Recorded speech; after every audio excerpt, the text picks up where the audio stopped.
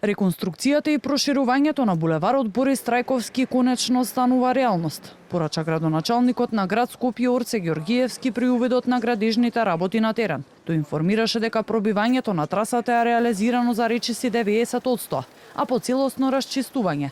Следниот чекор ќе биде асфалтирање и финализирање на делницата од кружниот тек кај Драчево до Пинтија. Вкупната инвестиција за целиот проект изнесува околу 2 милиони евра, а предвидува и нова атмосферска канализација, велосипедски и пешачки патеки. Во минатото со неверување граѓаните гледа, како што кажав, 30 години немаше барање на начин од страна на градските власти за да се овозможи слободен пристап, функционална, безбедна траса за граѓаните од Драчево, од Зелениково, од Студеничани. Со силна динамика веќе втора недела се работи овде и веќе имаме пробивање на трасата од 88%.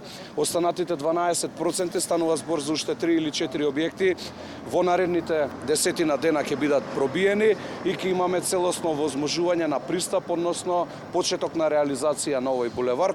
Ѓоргиевски оцени дека станува збор за еден од најважните сообраќајни потези во овој дел од Скопје, кои секојдневно го користат најмалку 100.000 граѓани. Ако динамиката на работите продолжи со ова темпо, според најавите на надлежните, оваа реконструкција на булеварот Борис Трајковски би требала да заврши до крајот на годината и да придонесе за значително подобрување на безбедноста на сообраќајот во овој дел од градот.